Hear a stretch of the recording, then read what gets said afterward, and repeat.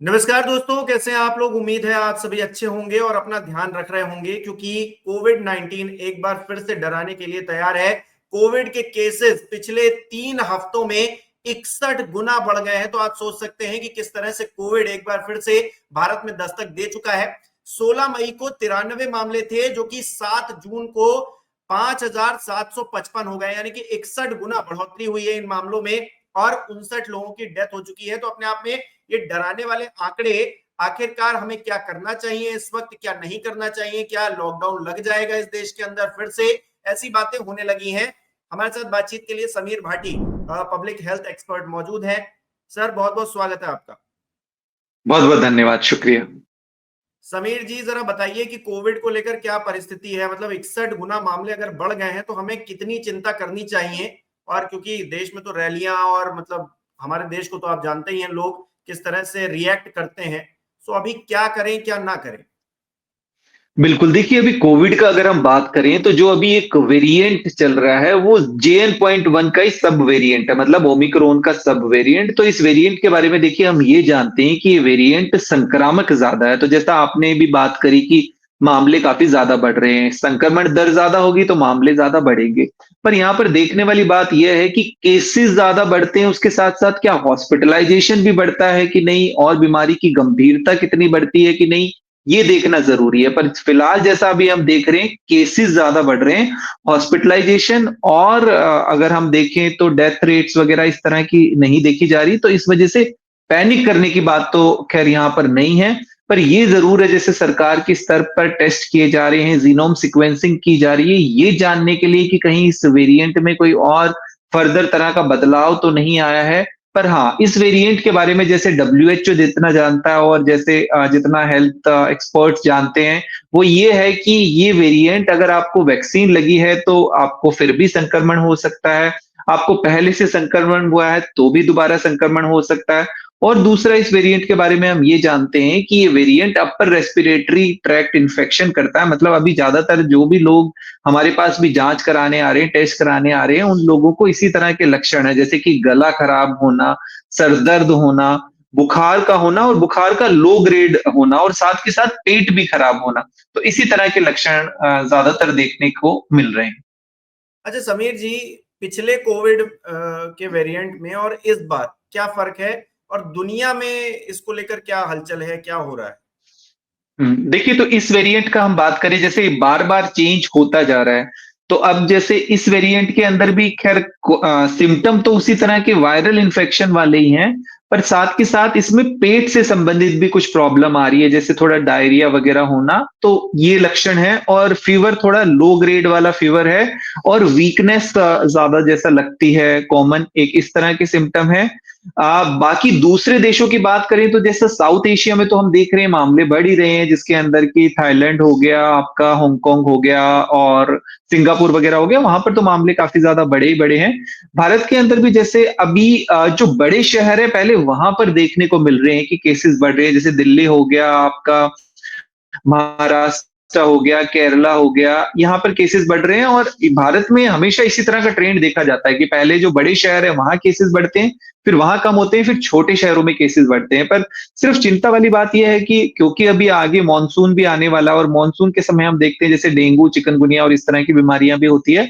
तो इस वजह से अभी फिलहाल मतलब नजर बनाए रखनी इसके ऊपर जरूरी है कि संक्रमण दर को कंट्रोल करके रखा जा सके। और फिलहाल जैसा आप बात कर रहे हैं, देखिए सावधानी इसके लिए तो हम बार बार यही बात कर रहे हैं कि खास तौर पे कोमॉर्बिड लोग हैं जो, क्योंकि जो कुछ अभी डेथ वगैरह भी नोटेड हुई है वो उन लोगों में देखी गई है जिनको पहले से कोई ना कोई गंभीर बीमारी, मतलब जिनका कैंसर का ट्रीटमेंट चल रहा है, हार्ट या लंग्स की जिनको कोई प्रॉब्लम है, या किनका किडनी या लिवर ट्रांसप्लांट हुआ है, इम्यूनिटी किसी वजह से जिनकी कमजोर है, उन लोगों को विशेष तौर पे ध्यान रखने की जरूरत है। और जैसे कि अब गर्मियों का मौसम भी आ रहा है और ट्रैवलिंग लोग ज्यादा करेंगे काफी, तो ट्रैवल के समय खास तौर पे एहतियात बरतने की जरूरत है, क्योंकि जब ज्यादा गैदरिंग होती है तो संक्रमण दर थोड़ी और भी ज्यादा बढ़ जाती है।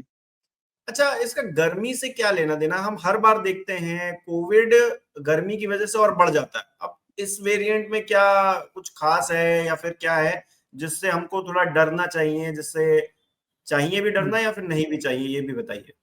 हाँ, देखिए ये तो हम बार बार बात कर ही रहे हैं और सरकार की तरफ से भी यही बताया जा रहा है, स्वास्थ्य मंत्रालय की तरफ से भी, कि भाई आपको पैनिक तो नहीं करना है, पर हाँ सतर्क जरूर रहना, अवेयर और अलर्ट जरूर रहना, सावधानी जरूर बरतनी है। और जैसा गर्मी की बात करी तो कोविड का जो वेरिएंट है उसका गर्मी से कोई संबंध नहीं है, क्योंकि जो ज्यादातर सांस से संबंधित जो इन्फेक्शन होते हैं आमतौर पे सर्दियों में ज्यादा बढ़ते हैं, पर कोविड पे गर्मी का कोई असर नहीं है इस वेरिएंट के ऊपर, ये पूरे साल ही देखा जाता है। और गर्मियों के अंदर भी इसके केसेस काफी बढ़ते हैं। ये इसके बढ़ने का मेन कारण एक यही होता है कि जितना ज्यादा भीड़ भाड़ होती है और अगर किसी एक व्यक्ति को संक्रमण होता है तो उससे दूसरे व्यक्ति को संक्रमण हो जाता है, तो ये इसी तरह से फैलता है। इसका गर्मी सर्दी बरसात से इस तरह के जो ये कोविड के वेरिएंट है इनका कोई भी संबंध नहीं है। रही बात यह है कि इससे बचने के लिए सबसे ज्यादा जरूरी, तो बार बार हम इसी चीज पे एम्फोसिस करते हैं कि अपनी इम्यूनिटी को ठीक से बनाए रखिए, क्योंकि जिसकी इम्यूनिटी जितनी मजबूत होगी उतना उसके ऊपर वायरस के संक्रमण का असर कम होगा। अच्छा, आप कह रहे हैं कि वैक्सीनेशन आपने करवा रखी है, बावजूद इसके आपको कोविड हो सकता है, तो मतलब हर बार कोविड इस तरह का वेरिएंट आएगा और हर बार क्या हम वैक्सीन ही लेते जाएंगे? मतलब ये थोड़ा लोग इस बात को लेकर हम्म। चिंतित है। मैं आपने जिस तरह से बोला तो मुझे मेरे दिमाग में ये चिंता वाली बात आई कि हमने वैक्सीनेशन करवा रखा है, बावजूद इसके अगर हम संक्रमित हो जाते हैं तो बड़ी मतलब दुविधा हाँ वाली जी बात। जी, बिल्कुल बिल्कुल। देखिए व्यूअर्स को, दर्शकों को मैं ये बताना चाहूंगा कि वैक्सीन का काम क्या होता है। वैक्सीन का काम होता है आपको बीमारी की गंभीरता से बचाना, पर वैक्सीन हमें संक्रमण से नहीं बचाती। तो जैसे आपको संक्रमण तो हो सकता है, मतलब आपको इन्फेक्शन हो सकता है, तो इन्फेक्शन होना और बीमारी की गंभीरता होना में फर्क है। तो आपको जो वैक्सीन है वो हॉस्पिटलाइजेशन होने से बचाती है। पर हाँ, जैसा कि अभी तो वैक्सीन लगे भी हमें, देखिए कब भारत में वैक्सीनेशन ड्राइव शुरू हुई थी 2020 के अंदर, और उसके बाद 2021 में वैक्सीन लगी, लगे भी वैक्सीन हमें 3 से 4 साल हो चुके हैं। तो वैक्सीन का असर तो एक समय सीमा तक रहता है। पर हमें जब इन्फेक्शन हो जाता है नेचुरल तौर पर भी, हमें अगर कोविड हो जाता है तो भी हमारे शरीर के अंदर एंटीबॉडीज बन जाती है, तो उससे थोड़ा हम लोगों को प्रोटेक्शन मिलता रहता है। पर जितना हो सके दर्शकों को मैं यही कहूंगा कि संक्रमण से अपने आप को बचा कर रखें, और संक्रमण से बचने का तरीका यही है कि जितना हो सके अपनी हैंड हाइजीन पे ध्यान रखें, क्योंकि जो वायरस है वो आपके हाथों के जरिए आपके शरीर में एंटर करता है। तो थोड़ा सैनिटाइज करते रहिए, जब भी ट्रैवल कर रहे हैं बाहर जा रहे हैं सैनिटाइजर अपने साथ जरूर रखें। और साथ के साथ एक छींकते खांसते वक्त आप रुमाल वगैरह का इसका इस्तेमाल करें, ताकि वो संक्रमण किसी और को ना फैलाए। और अगर आपको ऐसे जुकाम खांसी बुखार ऐसे सिम्टम हो रहे हैं तो आप कोशिश करें मास्क लगाएं, ताकि आप किसी और को संक्रमण वो ना फैलाएं। कुछ छोटी छोटी बातें हैं जिनका ध्यान रखिए, कि जैसे गले में आपको लग रहा है कि थोड़ा खराश है, थोड़ा इरिटेशन हो रही है, तो आप वार्म वाटर से गार्गल वगैरह कर सकते हैं, उससे आपको काफी रिलीफ मिलेगा। गर्मियों में फिलहाल हम क्या देख रहे हैं, जैसा कि लोग थोड़ा सा एसी से बाहर जाते हैं और बाहर से जब एसी में आते हैं तो गला उनका खराब होता है, या कुछ ठंडा वगैरह पानी वगैरह पीते हैं उसकी वजह से गला खराब होता है। तो देखिए गला अगर आपका जैसे ही खराब होगा, गला इरिटेट होगा, आपकी इम्यूनिटी डाउन होगी और आपको तुरंत इन्फेक्शन लग जाएगा। मतलब अगर उस समय कोविड फैला हुआ है तो आपको कोविड का संक्रमण हो जाएगा। पर कोविड हमारे बीच में से गया नहीं है, ये तो हम पहले से कह चुके हैं।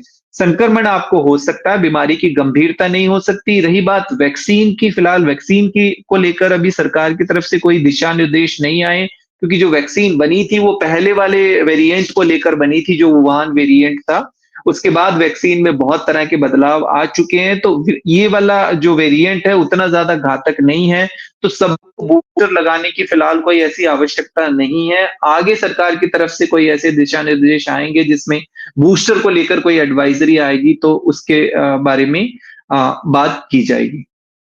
अच्छा डॉक्टर समीर, हेल्थ इमरजेंसी जैसे हालात तो लग नहीं रहे हैं, लेकिन जिस तरह से मामले बढ़े हैं पिछले 3 हफ्ते में, मैंने बताया, बार बार मैं बता भी रहा हूं कि हम्म। 61 गुना अगर मामले बढ़ गए हैं, तो ये अपने आप में गंभीरता वाली बात इसलिए हो जाती है क्योंकि 16 मई को 93 मामले थे और अब 7 जून को 5,755 मामले हैं। तो जिस तरह से संक्रमण फैल रहा है और हमारे देश में इतनी पॉपुलेशन है और इतने हम लोग दूर दूर तो रहते नहीं है, बहुत ही अगर घनत्व तो देखेंगे तो बहुत ही पास पास हम लोगों का रहना होता है, मिलना होता है, लोगों हम्म। से बात करना रहता है, तो फिर ये कब हजार लाख में बदल जाएंगे हमको पता भी नहीं चलेगा। तो ऐसे में इस वक्त क्या लॉकडाउन जैसी कोई जरूरत महसूस करनी चाहिए हमको या फिर नहीं करनी चाहिए? इसको लेकर क्या आप कहेंगे इस पर?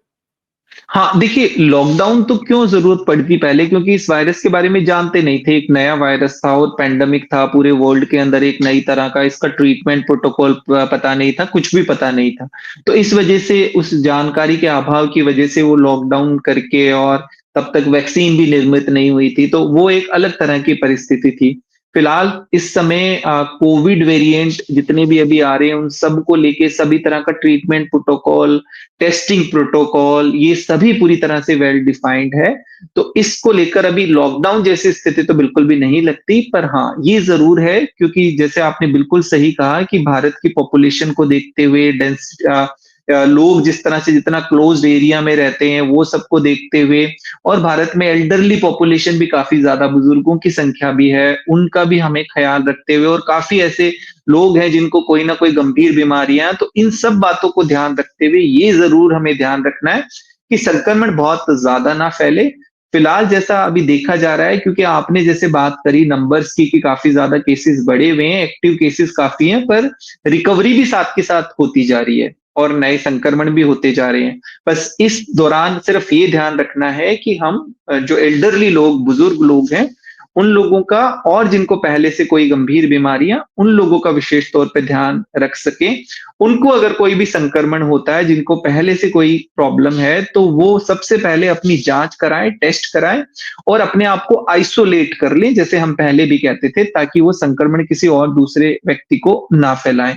तो ये छोटी-छोटी चीज़ों का आपको ध्यान रखना है, और सेल्फ मेडिकेशन नहीं करनी, अपने आप से कोई दवा वगैरह नहीं लेनी। कई बार लोग एंटीबायोटिक वगैरह का इस्तेमाल करते हैं, कोविड में उसका कोई रोल नहीं होता है, तो अपनी तरफ से कोई दवा नहीं लेनी है। लिक्विड इंटेक वगैरह, पानी का आपको इस्तेमाल करना है, ठीक से हाइड्रेशन रखना है। अगर आपको ऐसे कोई लक्षण दिखते हैं, सिम्पटम दिखते हैं, तो अपने आप को आइसोलेट करें, रेस्ट करें 2-3 डेज़ का। ज्यादातर लोगों में देखा गया है कि इन्फेक्शन माइल्ड ही रहता है, हल्का रहता है, ठीक हो जाता है। पर यस, गवर्नमेंट के स्तर पर बहुत जरूरी है विजिलेंस बना के रखना, इस पर नजर बना के रखना, और टेस्टिंग करते रहना, और ये जानते रहना कि इस वेरिएंट में कोई और फर्दर नए तरह के बदलाव तो नहीं आ रहे। अच्छा, आपको लगता है समीर साहब कि कोई हम लोगों ने सीख ली है? पिछली बार कोविड आया था तो जिस तरह से हम रिएक्ट कर रहे थे, शायद इस बार भी, जब शुरुआती दौर में, अभी बहुत इनिशियल बात होगी ये कहना कि बहुत ज्यादा बढ़ जाएगा, लेकिन इन्हीं छोटी छोटी चीजों की वजह से ही बहुत बड़ा त्रासदी इस देश ने देखी है, तो दुनिया ने देखी है, खैर देश ने क्या देखी है। तो हमको अभी से, मतलब इस चीज के बारे में अवेयर हो जाना चाहिए, पिछली गलतियों को नहीं दोहराना चाहिए। बिल्कुल, देखिए as a public health expert, क्योंकि कोविड को हमने बहुत ही शुरुआती दिनों से देखा है, जैसे हमने पहले देखा, तो पहले अगर वेरिएंट की बात करें, तो वेरिएंट तो पहले ही, जैसे अल्फा वेरिएंट, बीटा वेरिएंट या डेल्टा वेरिएंट अभी तक का सबसे घातक खतरनाक वेरिएंट आया है, जिसकी वजह से सबसे ज्यादा जाने गई थी। और उसके बाद ओमिक्रॉन वेरिएंट 2022 में आया। 22 के बाद अब हम देख रहे हैं 2022, 2023, 2024 और 2025। अभी सिर्फ ओमिक्रॉन वेरिएंट के ही सब वेरिएंट, सब लीनिएज, मतलब उसी की वंशावली चलती हुई आ रही है, और उस वेरिएंट के बारे में हम ये जानते हैं कि वो संक्रमण फैलाता है, पर इंसानों के लिए उतना ज्यादा घातक नहीं है। तो इस वजह से हमने नजर बना के रखी है। देखिए, ज्यादा खतरा कब होगा? ज्यादा खतरा तब होगा जब ये ओमिक्रॉन वेरिएंट के जो सब वेरिएंट है, ये बिल्कुल ही अलग तरीके से बदल जाए, ये बिल्कुल ही इनका रूप स्वरूप बदल जाए, तब ये हमारे लिए घातक होते हैं। पर देख, होता क्या है, अक्सर जो कोविड वायरस होता है, वो भी एक संघर्ष करता रहता है अपने आप को अलाइव करने के लिए। तो वो भी अपने आप को रूप स्वरूप बदलता रहता है जब भी वो हमें सब्जेक्ट इन्फेक्ट करता है। सब्जेक्ट का सवाल ही यही है कि वैक्सीनेशन जो हम लोगों ने करवाया, उससे हमको सिक्योरिटी नहीं मिल पा रही, उससे हमको प्रोटेक्शन नहीं मिल पा रहा है।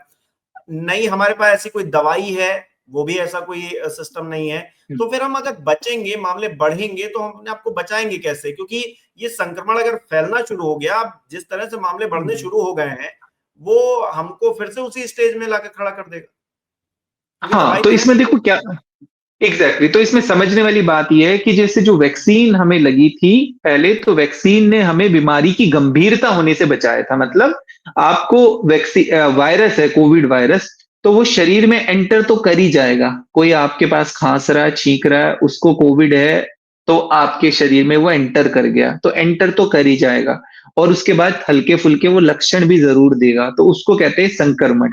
कि आपको सर्दी, खांसी, जुकाम ऐसे बुखार लक्षण आ गए। पर अब वो उसको आगे नहीं जाने देगा, बीमारी नहीं बनने देगा क्योंकि जो उसकी एंटीबॉडी होगी उस वायरस से फाइट करेगी। तो यहाँ वैक्सीन का रोल आता है। तो संक्रमण तो फिर भी होगा, अगर अभी भी सबको दोबारा से बूस्टर लगा दें, तो भी संक्रमण हो ही जाएगा। आपने कितने लॉकडाउन भी लगाए, फिर भी संक्रमण, क्योंकि वायरस तो स्प्रेड होता ही होता है। सिर्फ प्रिवेंशन ये है कि हम कितना प्रोटेक्शन करके रखें, अपने आप को कितना बचाव करके रखें। ऑफिस में किसी को सर्दी, खांसी, जुकाम, बुखार ऐसे सिम्पटम है तो उसको मास्क पहनना है ताकि औरों को स्प्रेड ना करे। अपने आप को हमें बचाना है तो जितना हो सके हाथों के साफ-सफाई का विशेष तौर पर ध्यान रखें। बस ये करना है, अगर हो भी जाता है, तो भी इसके बारे में फिलहाल हम यही बता रहे हैं कि ये घातक उतना नहीं है, पर फिर भी बार-बार इस बारे में हम जोर डाल रहे हैं कि जिन लोगों की कमज़ोर इम्यूनिटी है, उनके लिए घातक हो सकता है। हो सकता है आगे आने वाले टाइम में सरकार इस तरह की एडवाइज़री निकाले कि जो बुजुर्ग लोग हैं, जिनकी इम्यूनिटी कम है, उनको बूस्टर देने की ज़रूरत पड़ जाए। यानी कि जिस तरह से कहा जाता है ना, कई रेलवे स्टेशन और बस स्टैंड पे लिखा रहता है कि अपने सामान की सुरक्षा स्वयं करें यात्री। तो अपने स्वास्थ्य की देखरेख जो है आप सभी को खुद ही करनी पड़ेगी। और सभी दर्शक जो ये वीडियो देख रहे हैं, उनसे भी दरख्वास्त है कि अपना भी ध्यान रखें, अपने पड़ोसियों का भी ध्यान रखें, अपने परिजनों का ध्यान रखें। समीर जी, आपने समय दिया, बहुत-बहुत धन्यवाद आपका। और हमारे दर्शक कमेंट करके बताएं बहुत-बहुत जो मामले बढ़ रहे हैं, इस पर उनका क्या कहना है?